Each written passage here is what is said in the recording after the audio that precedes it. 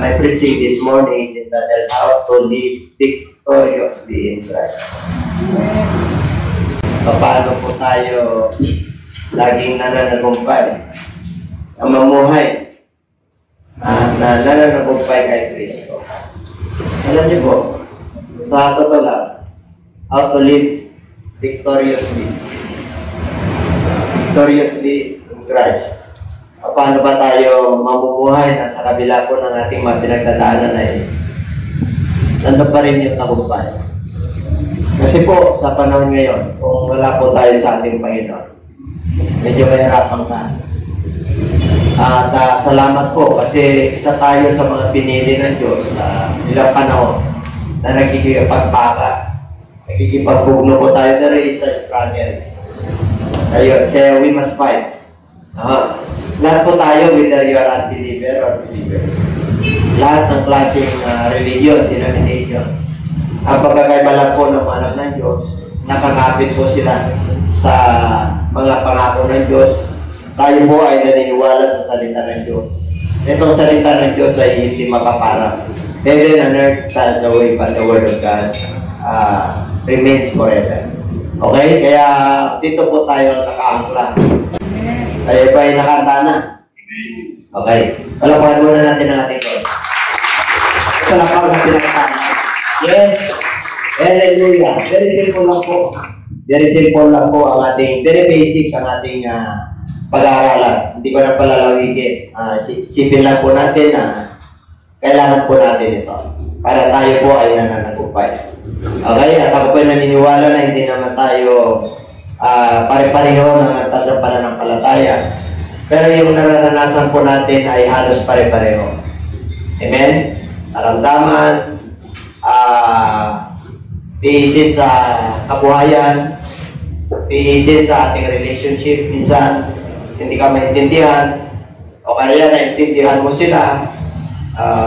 Pare-pareho lang halos tayo sa business, sa naririnig, sa mga nakikita at nararanasan. At depende na lamang po yan sa pagtanggap po natin. Depende yan sa relationship po natin sa ating Panginoon. So, hindi tayo kakalayo ng mga problema. Kasi hindi naman tayo bibigyan ng problema ng Diyos na hindi natin kaya. Amen po? Yung mga problema po na yan ay sangkap po yan at ingredients ng ating pananampalataya upang tayo po ay tumibay at pagtiwala pa sa Diyos. Para makita po natin yung ating paglakad sa ating Panginoon na nagpo-progress siya. Amen po? Nagle-level up po tayo. Na hindi kung titignan po natin yung dati natin na ugali, pagkatao, marami na pong pinagawa ito sa atin. Amen po? Kaya yung ating pananampalataya ay sumasagat. Okay? Kaya dito po, in the book of Romans chapter 6 verse 3, ang sabi po yan, pasahin po natin, or do you not know that as many of us were baptized into Christ, Jesus were baptized into His death? Okay. Dapat malaman po natin na tayo po ay nabautismuhan sa pangalan ni Jesus kasi po, sa pamagitan po noon, tayo po ay nabautismuhan sa Kanyang kamatayan. So, ang very basic kasi po, katanggap na po natin yan. Ang tinatawag po dyan yung good news. Yun yung mabuting balita. Na si Kristo ay namatay para sa atin. Kaya may mga tao po na pagdating sa bautismo, ayaw nila. Kasi po, meron na silang mga sariling pananaw. Na dito na kami lumaki, dito na kami natuto pagdating sa Diyos. Kung ano man yung tinuro sa amin, dito na kami. Pero dahil sa kagatahang loob ng Diyos, iniba yung pananaw natin. Amen po? Nawala po. Kaya tayo po ay nagpasakop po sa gospel ng ating Panginoon. Kaya dapat, ang unang malaman po natin, yung no. Ano yung dapat malaman po natin para magiging victorious tayo? Na tayo po ay binautismuhan sa pangalan ni Jesus kasi nabautismuhan tayo sa pamagitan ng Kanyang kamatayan. Ang ibig po sabihin yan, yung old nature po natin na sa laman, na hindi pa tayo napatawad, nung tayo po ay nabaptize, meron na tayong book of life.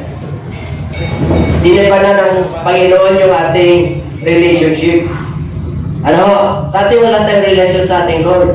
Pag tayo po ay nagpuri, nasa kisame lang. Wala tayong koneksyon sa ating Panginoon. Lahat po ng hindi nabaptize sa pangalan ni Jesus, wala siyang koneksyon sa Diyos. Kasi lahat ay nagkasala. Lahat ay makasalanan. Kaya isa nga sa mananampalataya na sumunod yan. Kaya sabihin mo sa katabi, tinatawag ka na, may koneksyon ka na.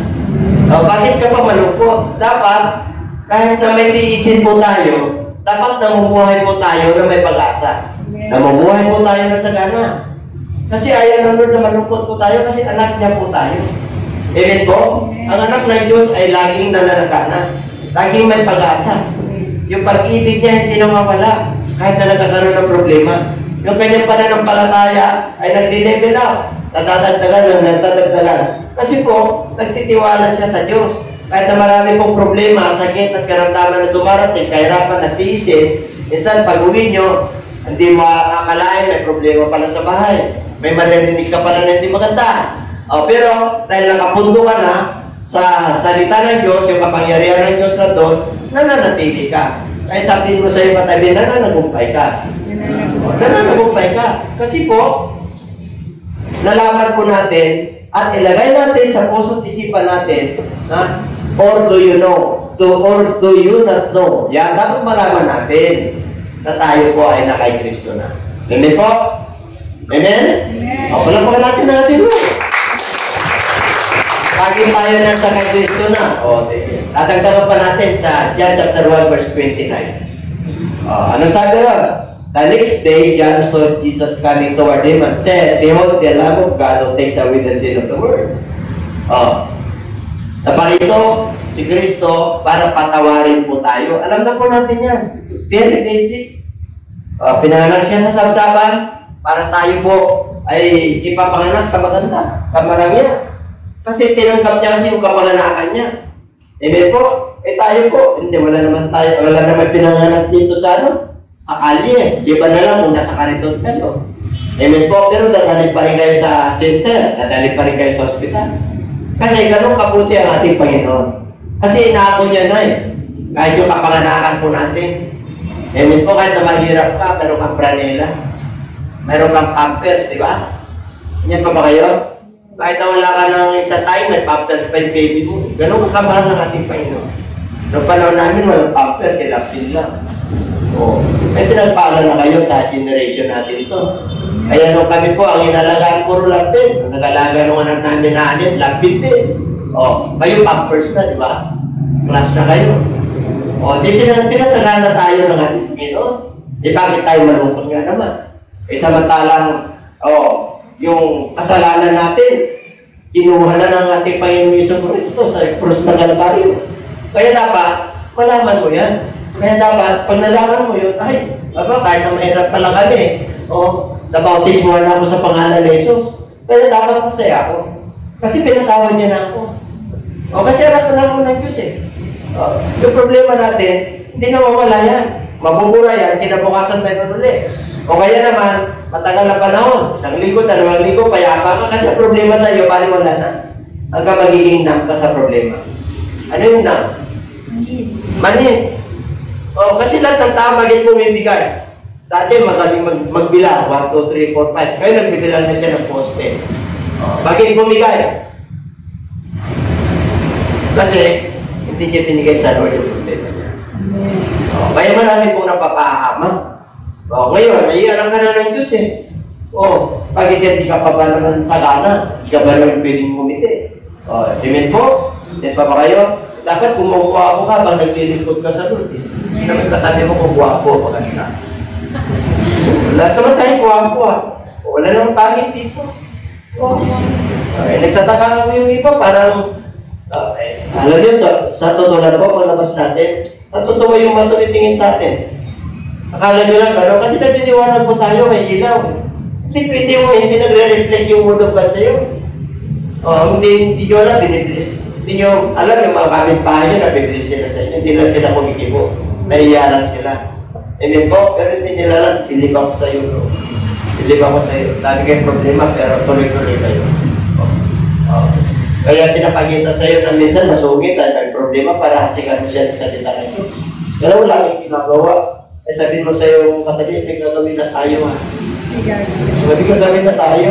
Oo, wala tayong ginagawa eh. Kaya minsan nagsusumito kami paano, maghahanap mo yung mga loved ones mo eh. Bakit di mo sila pinapansin eh? Nagpapapansin sila sa iyo, yung pinapansin. Eh kasi inuusig mo ako eh. Kasi sinasaktan mo ako eh. Kaya ako, papatulan na kita. Ano sabi na natin, Panginoon, bakit mo patulan? Amen? O, ano sabi na natin, Panginoon, mahalin mo yung kaway. Diba? Pakainin mo yung managugutom. O, pag pakaaway mo yun, di mo na pakakainin yun. Di mo na bibigyan yun. Kahit nakapag-anak mo. O, pero pag ikaw ay alam mo na ganito ang nangyari sa'yo, tinatawad ka ng Kristo, abay, lagi kang nananagumpay. Pero pa naman, kung magkano lang naman yan. O, ang Diyos naman ang magkaganti sa akin. Amen po? Okay, ano pa? O, pagka manampalataya ka na namatay si Kristo para sa'yo, o, di ba? Kaya every Sunday, nandito tayo. Sa Wednesday, nandito tayo ulit. Alam niyo ba yun? Na sa Wednesday, nandito tayo. Buwan samanta lang yun. Hindi umaga yun. Kung pumunta ka rito ng umaga, wala ka.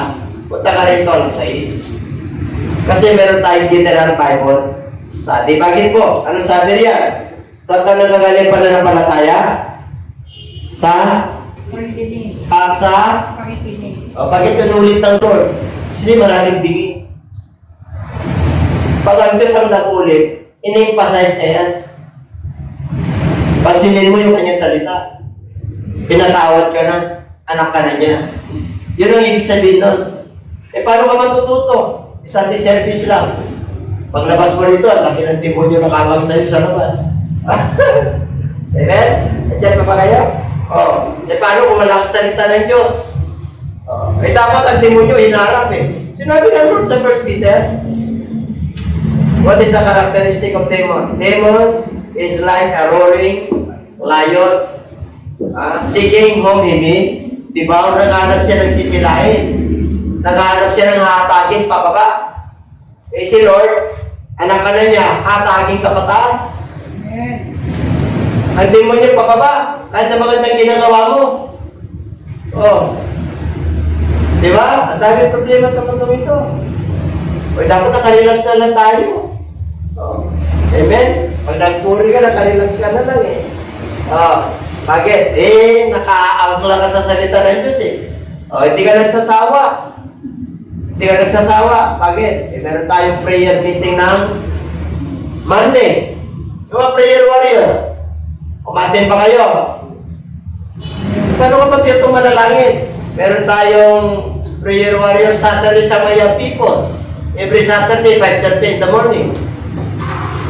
O, di ba? O, meron tayong prayer. Meron tayong prayer habit, araw-araw, 3 o'clock. Kinagampanan pa natin. Mahirap kasi. Kaya kung gusto mo na mananagumpay talaga, bilang mananampalataya, dapat malaman mo. 3 malalaman yan. You know, 3 no yan. Yung unang no, namatay si Kristo para sa atin. Nabaptize tayo sa pangalan ni Jesus. Amen po? So, kailangan makinig tayo ng makinig. O mamaya lang 7, makikinig pa tayo. Ano mayroon mamaya? Meron tayo online. Meron tayo online. Yung preaching natin. Yung preaching natin last Sunday. Ano yung preaching natin last Sunday? Bubuksan nyo yung www.page. O yun ang title ko. Di ba ano yung bukas nyo? www.gmail.com. Sarili mo. Okay, magbukas naman kayo ng www.page mamaya. O, kita nyo, lalakas kayo. Amen po? O, kita nyo, wala na yung mga dito, nagre-renta sa baba. O, diba? Pero tayo na nanatili. Eh, bakit po? Iba ang Diyos natin eh. Buhay eh. Ano sabi ng may-ari sa baba? Ako, wala ka na sa baba. Wala na yung mga ano mo. Wala na rin yung bakery mo. Kami na lang naiwan sa taas. Ano kayo kung renta na lang namin yan? Walang problema sa iyo, Bisha. Ako yung gusto kong renta, yung kaya namin. Mag-usap tayo. Biro mo mga kapatid. E paano tayo papunta rito kung along-along tayo? E dito lang. Ha? Kunin mo na natin ito. Napupuno lang ito pag fellowship, pagka first week. Ay dapat consistent po tayo. Consistent po tayo na humahayo. Consistent po tayo na nanalangin. Consistent po tayo na nakikinig ng salita ng Diyos. Kasi mas marami yung pinapakinggan natin sa labas. Mas marami nababalisa tayo lubusan. Lubusan pagkabalisa natin. Kaya pagka hindi ka nakababad ngayon sa salita ng Diyos, ang edad ko 65. 65. Ipinanak ako ng 1958. Iyan nyo yun. Iyan nyo. Ilan? 2023, di ba? O kaya, computer mo yung sarili mong edad. At i-class mo yung kapanganakan mo. Sige, ilan? Anong lumalabas? Ano edad mo ngayon? Yung kapanganakan mo. Ano lumalabas? 2023. Lahat tayo 2023. Lahat tayo 2023. Totoo po yan. Nung pandemic, may sayang nun dito ha. Nung pandemic, 2020, nag-start ang pandemic. 2020 ng March. Yung edad mo noon, noong 2020, iyan mo yung edad mo. Pare-pareho tayo na 2020. Bakit po? Pag ibinala ka sa 19th century, pare-pareho tayo. Sa Book of Daniel, makinig na kayo. Promise ito. Sa Book of Daniel, chapter 2, there is what we call yung hinihintay ng Church of God. Ano yung hinihintay? The rapture of the church, the tribulation period. 7 years. 7 years. Kailan nagkaroon ng kapayapaan? Natakot ang lahat ng tao. Tumulong ang lahat ng bansa. Kailan? Noong 2020. Noong nagkaroon ng pandemic. Hindi lumabas ang tao. Natakot ang tao. Nagkaroon ba ng kapayapaan? Yes. Walang aeroplano, walang mga walang mga transportation. Kasi mapavirus sila. Karoon ba ng kapayapaan? Totoo po. Walang gera nun. Wala pa. Kasi, magkakaroon ng hawa, scientists, doctors, walang pinipili, mayaman, mahirap. Ilan taon yun? Ilan taon? 3 years. 3 years? Okay, 3 years and a half na. Binuksan ang borders kailan? Binuksan ang borders. Diba? Itong 2023, 2021, 2022 last year pa. Lahat pwede nang mag-abroad. Kaya pa, saka ng tao yun. Okay. Patapos na po tayo ng 3 years. Hindi ko sinasabi ito. Pero sabi ng Lord, you must calculate. You must count the numbers. Even the numbers of the beast. Kaya ka na matalino anak ng Diyos. Yung 3.5 years na naiwan, 2020 pare-pareho tayo. 2023 pare-pareho tayo. Every 1,000 years yan. Ilang araw para sa Diyos sa 1,000 years sa tao. Yung isang araw sa Lord. One day ang 1,000 years. One day ni Lord yun. 1,000 years na. 3.5 years. Ano sa palagay nyo? After 3.5 years. Great tribulation? Oh, that's right. Nag-start na ng inflation rate. Nag-start na ng war saan? Ukraine. Sa susunod, saan? Ha? Matindi na. Hindi na biro-biro ito. Yan ang 3.5 years tribulation. Nanagana tayo, nagkaroon tayo ng kapayapaan, nagmahala ng bawat isa. Nag-post for reward para umano tayo sa Lord. Ano yung malalaman po natin? Number 1, no. Yan na, 3 no yan eh. Dapat malaman natin ha. Pangalawang no. Saan natin matatagpuan? Ayun. But this is him For he himself knew what he would do. Chapter 6 pa rin yan, ha? Pangalawang no. Ano yung dapat nating malaman? Ha? Kanina, sa 6 naman, 6:6 po yan. Malapit ng 6:6:6. To know is to accept what the Bible says. Okay. To know is to accept what the Bible says. We are because of what Jesus did for us. Kaya nandito po tayo, ganito tayo. Dahil sa ginawa ni Kristo sa atin. Yung unang no, dapat malaman mo na namatay sa iyo si Kristo. Ngayon, pangalawang no, but this is said to test him for he himself knew what he would do. Ano yung testing na tinutukoy po dyan sa verse 2? Okay? Ang sabi po yan sa verse 5, Tagalog, sapagkat kung tayo nga ay naging kalakip niya dahil sa kawangis ng kanyang kamatayan, ay magkagayon din naman tayo dahil sa kawangis ng kanyang pagkabuhay na muli. So, nandun uli yung gospel. Kanina yung kamatayan, dapat nalaman natin na pinatay sa tayo ni Lord, pinatawag tayo. Dapat nalaman po natin din na yung ginawa niya, na inilibing siya at nabuhay na muli. Dapat malaman din natin na naibigis natin yung kamatayan niya at tayo po ay mabubuhay na muli. Ang ibig mo sabihin, yung kamatayan dito sa lupa, ay hindi ka lang doon umitirni, hindi doon naghinto. Pero tayo buhay na walang hanggan. Kaya dapat ikaw ay magpatuloy. Kaya dapat alam mo na nagtatagumpay ka kahit na naranasan ko natin yung mga naranasan natin na hindi naman tayo magkakalayo na makaranasan sa buhay, pare-pareho lang. Naranasan na po natin ang kahirapan, ng sakit, ng maaway, di ba? Ng mapag-usik, naranasan na natin. O lahat naman yan eh. Naranasan natin na mawalan na tayo ng mahal sa buhay. Naranasan na natin. Naranasan na natin na mabigo. O pero nandito pa rin tayo. Ibig sabihin, nagtatagumpay ka. Ibig sabihin, lumalabang ka. Ibig sabihin, nagpapatuloy ka. Kahit na may problema ka.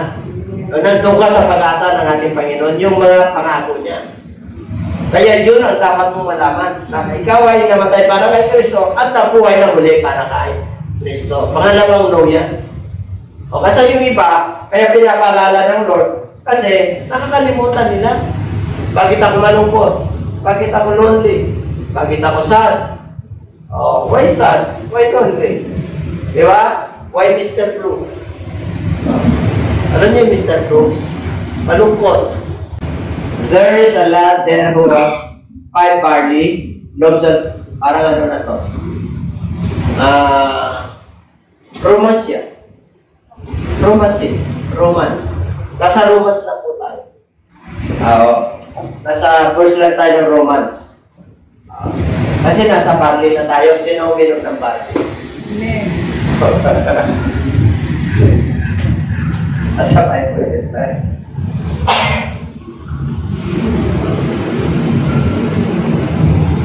Okay, basahin ko po. Sa 6:9, knowing that Christ, being raised from the dead, died no more. Death had no more dominion over him. Okay, dapat malaman po natin na kahit na namatay si Kristo, nabuhay siya muli, hindi na siya namatay. Kasi nandun na siya sa kanyang trono. Death had no more dominion over him. Sa 10. Pag-ibig po ng 10.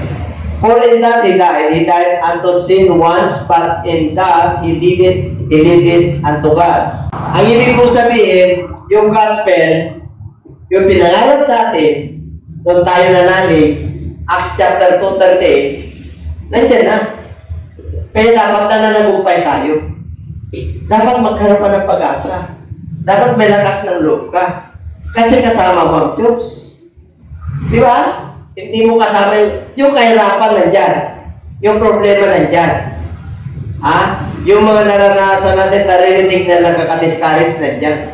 Pero pag meron kang gospel ng ating Panginoon, namatay ka dahil kay Kristo, so meron kang pag-asa, meron kang eternity. O nabuhay ka para kay Kristo. At ngayon naman, Likewise, dito na tayo. Tatlong no yun ha. Kanina nga. Ngayon, reckoning.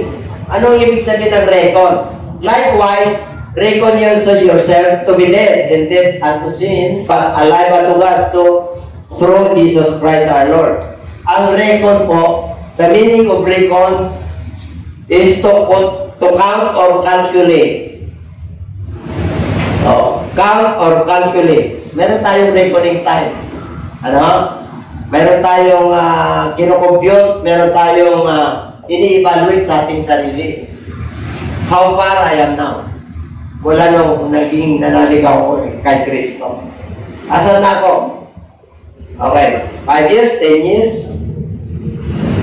Evaluate po natin sarili natin ginagawa. Yung wala pa tayong takot kay Lord. Wala tayong kamalayan sa salita ng Diyos. Diba, napakalayo na tayo. Amen po? Ibig sabihin, pinagpala ka na ng Diyos. Ibig sabihin, na-enlighten ka na. Ibig sabihin, naliwanagan ka na. So dapat, kahit na dumarating yung mga problema na yan, abay, nananagumpay ka pa rin. Kailangan, kahit na may problema ka sa kabuhayan, abay, nananagumpay ka pa rin. May problema ka sa asawa, nananagumpay ka pa rin. Sa girlfriend, sa boyfriend, nananagumpay ka pa rin. Dapat nananatili sa atin yung victorious life, Christian life. Hindi mo mawala yan kasi kasama natin ang Diyos eh. Pagkasama mo ang Diyos, hindi ka nakatago.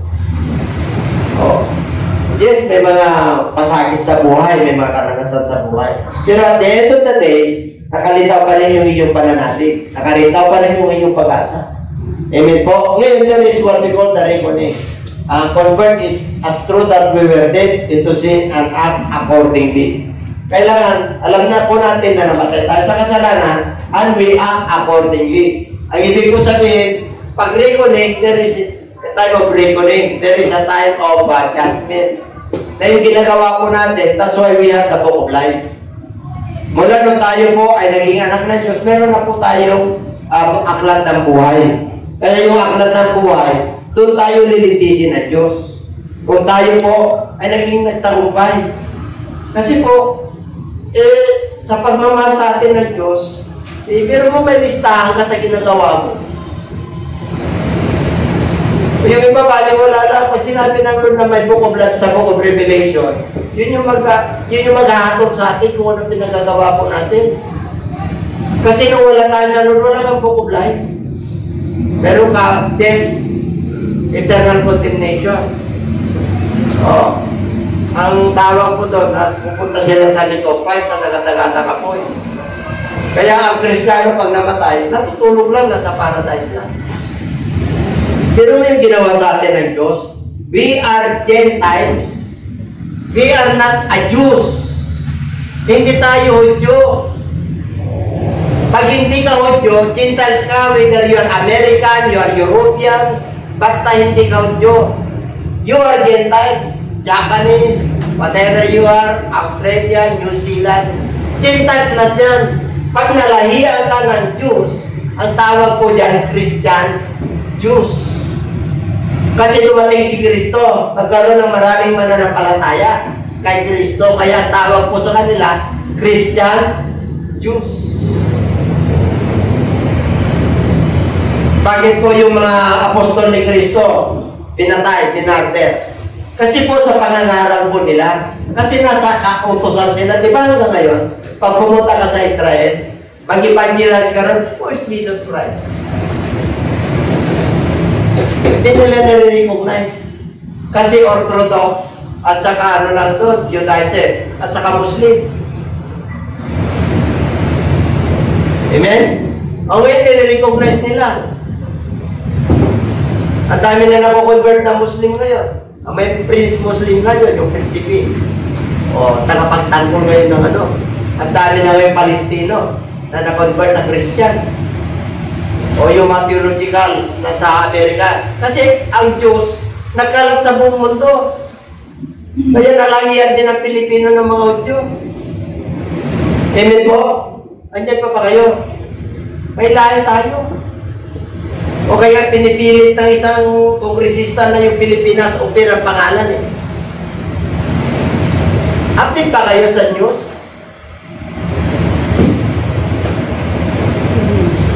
Open. Eh gusto ng iba, maharlika, di ba?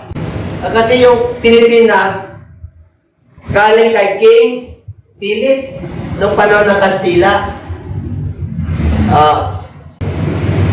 Kaya sabi mo siya, may matalino ka. Di tayo na liligaw ng landas. Pero mo, bautismado ka sa pangalan ni Jesus. Pinatawad ka ni Lord. Tapos na kasama ka sa kamatayan ni Kristo. Tapos pagka-communion tayo, damang-dama mo yung buhay ni Kristo sa iyong buhay. Sa kasama mo, pag pinag-pray ka, mamagaling ka. Pag humingi ka, binibigyan ka. Amen po? Amen. Kahit na hindi ka binibigyan, pinapakain ka. Ang tigtipur kaya. Sabi mo siya, katagal hindi natin na. Knowing. Tatlong knowing yun eh. Ngayon, ay meron ko eh. Kaya na maging maayos ka. Amen po. Bakit? Harap tayo sa kanya eh. Harap tayo sa kanya. Likewise, you also reckon yourself to be dead and dead to sin. Kailangan, patay na tayo sa kasalanan. Ibig sabihin, huwag ka nang bumalik sa dati mong gawin. Amen? Pinatawad ka na eh. Nung bata pa tayo sa pananampalataya, naiintindihan ka ng Lord. Pero ngayon, dami ka ng blessing, dami ka ng natamo, abay mo nang balikan yun. Wala mangyayari sa'yo. Kasi meron tayong tinatawag na reconnect. May account lahat ng Lord yan. Accountable tayo yan. Yung pinagagat. Kasi naman ang Diyos eh. Gusto ka niya makapilit sa buhay na ulang ka. Amen po? Kaya kung tayo po ay hindi mo pwede lukuhin ng Diyos eh. Marami nga preacher, nagsisinungaling sila sa pangangaral, tingnan mo nahayag sila. Amen po? Kaya maraming false prophet talaga. Kaya hindi ka nag-ingat. Paano mo malalaman na false prophet? Makita mo sa bunga eh. Sa bunga. Nakakita ka na ng propeta na magbubura. Kaya hindi ka nga propeta ng Diyos, hindi ka natatakot kang magbura eh.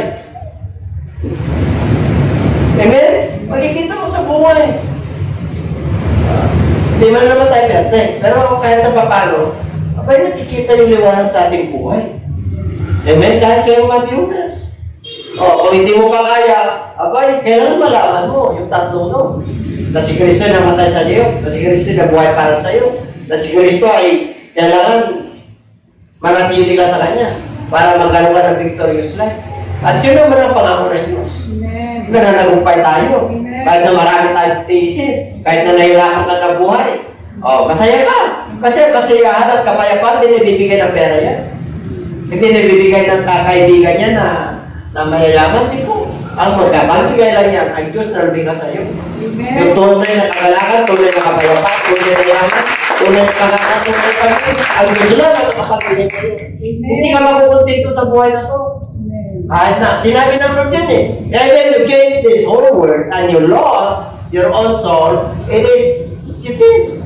Bali wala. Kaya mga kapatid, lagyan mo ng portion, panahon, time, talent, share mo ang Lord sa buhay mo. Bali yung kaluwalhatian, hindi mo makuha. Marami gusto makuha yung kaluwalhatian ng Diyos eh. Hindi nyo ba alam na may kaluwalhatian ng tao? Pero kaluwalhatian ng tao ba't infidel? Okay, there is the glory in man. Sa 1 Peter po, at saka sa book of Job chapter 14, the glory of man is like a plant that faded away. The glory of man is what? It's like a beko. Kaya nga si Saul, naging hari, bakit? Ang tangkad niya eh. Wapo eh. Diba glory mo na yun? Kung baga sa bigay sa'yo ng Lord yun. Pag matalino ka, diba glory of man yan? Bigay ng Lord yan, gift ng Lord yan eh. Diba pag magaling ka sa athlete, glory of man yan. Si Pacquiao, yung pagsuntok niya na yun, ang kalabaw, mamatay yung kalabaw, ikaw suntukan mo kalabaw, ikaw mamamatay. Mapapagod ka, di ba? Glory of man yan, bigay sa'yo talent. Ang ibig na sabihin ng Lord, huwag mo angkinin yan. Pasaganahin mo yan, kayabungin mo yan. Ibigay mo, ako naging champion. Kasi dahil sa Diyos. Dapat gano'n. Dami na akong medalyon. O, yun. Grabe. Yung exercise ko, yung talagang kinakain ko, ganito. Tapos ka na. Tapos sabi mo, I am the greatest. Tapos na. Diba? Naalala ko yung sinabi ni Brother Rizal sa Titanic. O, diba? Wala na raw ano sa ginawa niya, mention niya. O, yung huli. Yung huli sa Pacific Ocean, ano yun? Yung namatay. Pero yung namatay, mayayaman yun. Bakit gusto nilang titignan yung ilalim ng dagat? Oh, ang ganda ng sasakyan nila. Mga bilyonaryo yun. Ganun nila. Patay sila lahat. Yung mga kapatid, ibang Diyos. Kahit na mahirap ka, pag sumunod ka, anak ka mo. Kahit na mayaman ka, pag sumunod ka, anak ka pa rin. Walang itinatangin doon. Ang kailangan lang pagsunod. Ang kailangan lang magpakababa ka. Ang kailangan lang, alam mo na may lumiga sa iyo. Oh, amen po? Ay, pag sumunod tayo dyan, mayaman ka, sabi mo siya, katabi, mayaman ka. Oh, kaya huwag ka na malungkot. Oh, masasabamahin ka talaga naman. Abay, yung magkaroon ka lang ng kapayapaan sa pagtulog. Amen po? Amen. Oh, sinang inuubo dito? Di ba kadalasan ng ubo? Tagal? Hindi ako pumapayag ng ubo ko 24 hours. Ay yung 2 days. Hindi ako mapapayag yung nangangate. Ako nun, di ako pwede rito. Bakit? Ayaw ko yung may nararamdaman ng ano kasi tama sa heart eh. May mararamdaman ka yung sakit sa likod. O, kaya hindi ako pumapayag. O, ngayon, wala na. Ubo ako ng ubo. Kapon, ubo ako na. Magdamag lang yan. Ngayon, wala na. Bakit? Yun ang pananampalataya ko eh. And everybody say amen. Kasi ang hirap pa yung mga nangangatiwan mo. Kahit tayo mong umupo. Amen po? Okay, sabi ni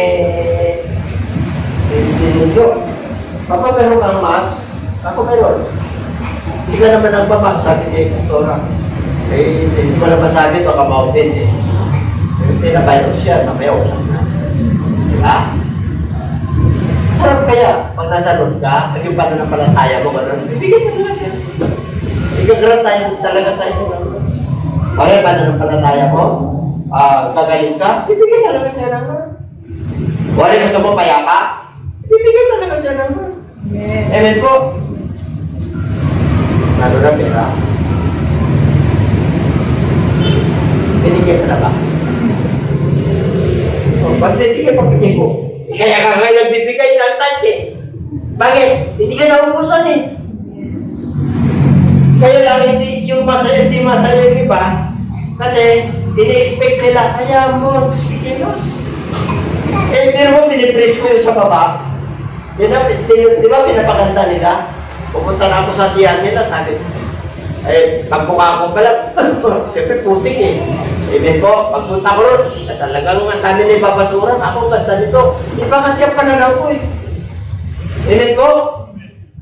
Kaya ang pananaw ko, diretsyo na tayo ron. Di ba, pagkagaling natin dito, diretsyo. Pag-worship na dami ng tao, di ba? Tapos yung mga nag-aaser, hindi na. Di ba, nandun na, diretsyo na. Sila Sister Veronica, ganda na nila. Sino yung maaser dito, taas ang kamay? Hindi yung asara, yung aser. Sige, taas ang kamay, maganda nyo. Yan. Pero mo, welcome kayo yung mga taga dyan. Hindi mo kayo. Tapos po, ang sarap kaya. Diba? Tapos ang daming tao nakikita nila, lumalabas, nag-exodus tayo. Exodus ha, hindi lang sa hirap. Exodus lang sa nagagalang tayo. Nakapagpuri tayo. Saan pala magpuri ko? Amen? Yung praise. Pero yung mga tao, pag naramdaman nila yung kapangyarihan ng Diyos, yung presence ng Lord, mananatili yan. Amen. At kung tayo po ay nagliliwanag, abay mananatili yan. At pag tayo pa nagpuri sa Diyos, abay nandun yung anointing, maniniwanagan yan. Pag nagpuri sila, mawala yung problema nila. Amen. Ang dami na kaya tayo sa church. Pag within this year, ilalabas natin yung isang ministry sa church. Ano yun? Gusto niyo malaman? Businessman and professional fellowship. Amen? Sino gusto na? Nasa kamay? Sige nga. Bakit natatakot kayo? Businessman and professional. Pag sinabing businessman, may pera. Pag sinabing professional, hindi ibig sabihin na nakagraduate ka. Yung ugali mo, professional. Yung ugali mo, mananampalataya. Amen? Ang ibig po sabihin, nakakasunod ka sa kalooban ng Diyos. You consider yourself as a professional because you are the ambassador of Christ. O kaya nililevel up kayo ng ating Panginoon.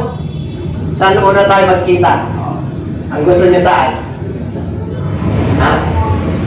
Ang sarap kaya. Sino gusto ng Starbucks? Bakit ano kayo? Bakit nakayong muna kayo? Ang tanong lang ako kung sino gusto ng Starbucks. Bakit isip nyo magastos kayo kagad? Ang isipin nyo, makakainom kayo ng latte sa Starbucks. Yun ang pananampalataya. Hindi ka pa nakakapasok sa Starbucks dahil natatakot ka kasi ang kape ron 150. Ay dapat makatikim ka dahil anak ka ng Diyos. Hindi ba kayo? Alam niyo ba yung taga-Bulinaw? Yung pinayoneer ko na church, hindi sila pumapasok sa Chowking at Jollibee. Bakit iniisip nila kagad? Mahal. Kasi naka-aircon. Eh nung nasanay sila, panayang namin sa Maynila, dito kayo sa Chowking. Hindi sila kumikilos, ako hindi kayo magbabayad. Titigil ka. Pag sila nagbabaksyon, masama nila yung pamilya nila, Jollibee, Chowking na sila. Ano yung sabihin? Nilevel up sila ng Lord yung kanilang pananaw. Amen po? Amen. Kaya kung hindi ako pumupunta sa 5-star hotel sa Maynila eh. Bakit? Yung kape nun sa Starbucks, magkano? 150. Ang kape nun, 500. Sa labi ka lang nun. Oh. Eh kung wala ka lakas ng loob, eh anak ako ng Diyos eh, bakit ako matatakot? So, dito na ako.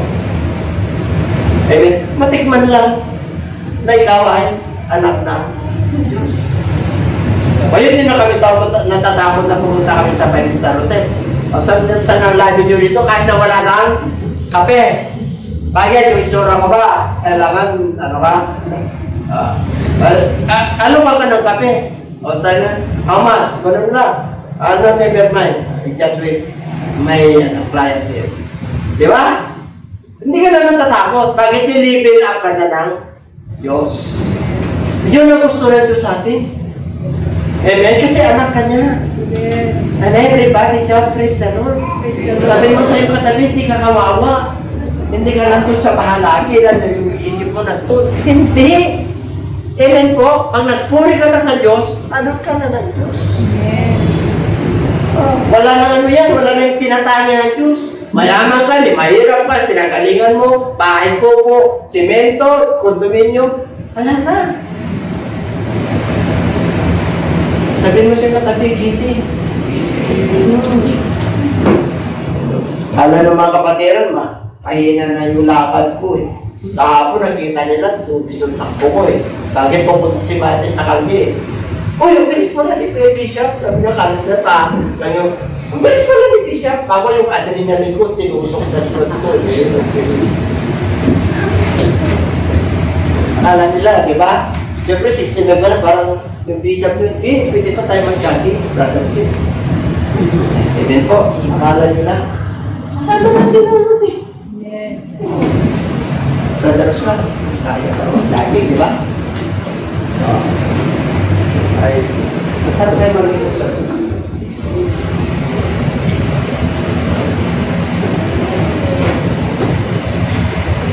Number 3.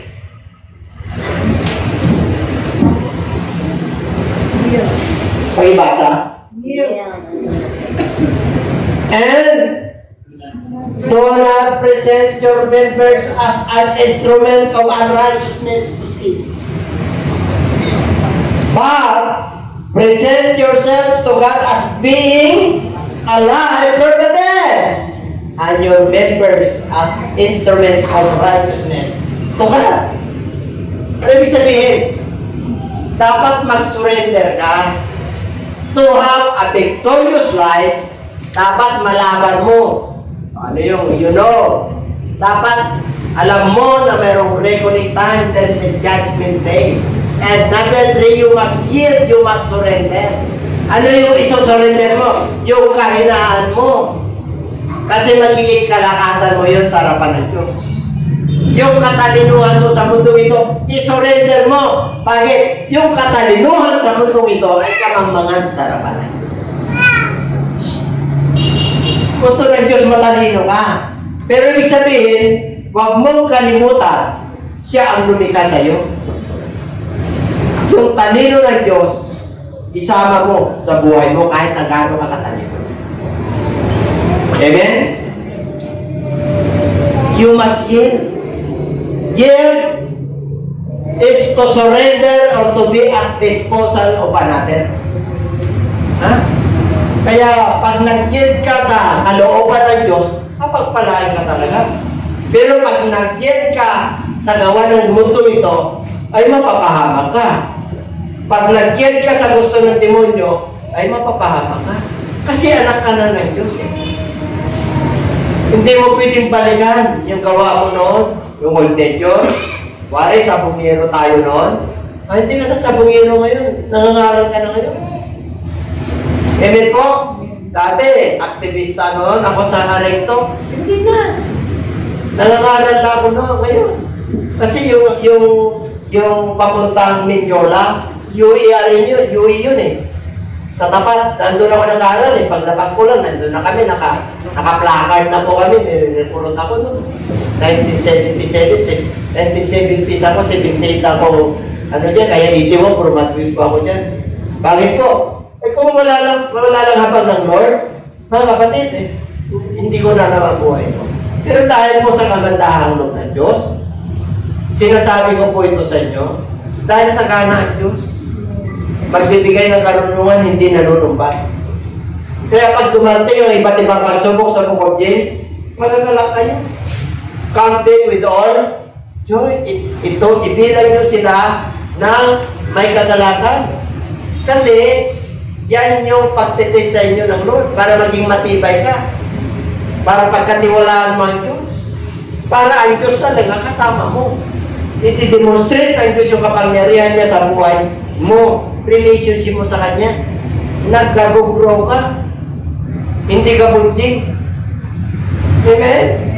Kahit na sabi mo, hindi ka gano'ng nag-aaral. Pag nag-grow ka sa Lord, naku, gagamitin ka ng Diyos. Ay, sa kaparahanan ng Diyos. Amen? Everybody say amen. Pag may talent ka, kahit na yung palinhado yung mga pananaw mo noon, itutumig ka ng Diyos. Bakit po? Sinabi ng Lord eh, huwag mo do not present your members as an instrument of unrighteousness to sin. Huwag mo nang balikan ulit. Eh, righteous ka na sa harapan ng Lord eh. Pinatawag ka na eh. Anak ka na niya eh. Pag-present yourself as being alive from the dead. Ano yung sabihin? Dapat buhay ka sa mundo ito. Yung mga loved ones mo na wala kay Lord, dead, they were dead. Binuhay ka na nga ng Diyos eh. Nakikisama ka pa kayo? Yung mga ginagawa nila, ginagawa mo pa rin. Hindi na. Para magliwanag ka at ilaw ka, dapat buhay ka. Buhay ka sa kanila. Ibig sabihin, bakit ganyan ang ugali mo? Bakit ikaw nag-iilaw ka? Bakit ganyan ang problema mo? Kahit na nakangiti ka. Parang wala ka. Kasi the just shall live by faith. May sakit ka, the just shall live by faith. May problema ka sa pera, the just shall live by faith. Tandaan po ninyo, hindi na uso ang tamporista. Pag ikaw mananampalataya, hindi uso ang tampo-tampo. Kasi pinapatibay ka ng Diyos. Amen. Yung mga tamporista, wala akong pinapatamaan. Lahat tayo mayroon yan. Yung nagtatampo, nasasaktan, lahat tayo mayroon. Pero dapat matibay ka na sa Diyos. Kasi yun yung dahilan kung bakit hindi ka nagpapatuloy at yun ang dahilan kung bakit hindi ka lumalago. Amen. Yung weakness mo, inaayos ng Diyos, hindi ka nagpapayos. Kasi may mga tao po, na pag nakapagbitaw ng salita yung isang tao, madaling masaktan. Sino dito madaling masaktan? Huwag mo na itasang yung kamay. Bakit ko alam? Igaling din ako dyan eh. Natuto lang ako. Kasi, may mga tao na yung kanilang pagkatao gano'n na. Nakakita ka na ng tao, baliwala sa kanya magmura. Nakita na kayo? Na-expression lang nila yung nagmumura. Pero hindi pala mura sa kanya yun. Pero sa'yo, siyempre, kita naman minumura eh. Hindi masakit para sa'yo. Nakuha nyo?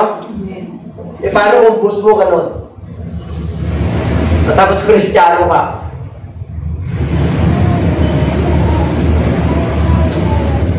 Eh, ito naman. Paano kung Kristiyano nagmumura? Nakakita na kayo ng Kristiyano? Pinapasama niya yung kapwa Kristiyano niya. Pag nakatalikod, tinatarakan niya. Nakakita na kayo ng Kristiyano ng gano'n? Mayroon o wala? Mayroon!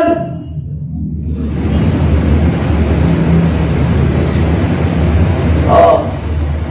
Kasi meron tayong reckoning eh. Meron tayong pagharap sa Lord eh. Ma-enjoy mo ang buhay na walang gas pag nakasunod ka. Amen po? O kaya dito, huwag nyo na balikan. Kayo yung instrument ng unrighteous ni Jesus eh. Pinagalit ka na, pinatawad ka na. Kasama mo na si Kristo. Kristo na may blessing ka na. But, present yourself to God. Dapat buhay na tayo sa mga patay. Patay yung mga wala kahit Kristo. Wala may kamag-anak ka. Hindi naniniwala sa salita ng Diyos. Hindi talaga sila naniniwala eh. Ano gagawin mo? O di pag-pray mo, huwag ka nang punta ka sa ibang naniniwala. Amen po? Huwag mo nang pagtsagaan yan. Ilang taon na eh. Sinabi niya sa Book of 91, I will charge an angel over you.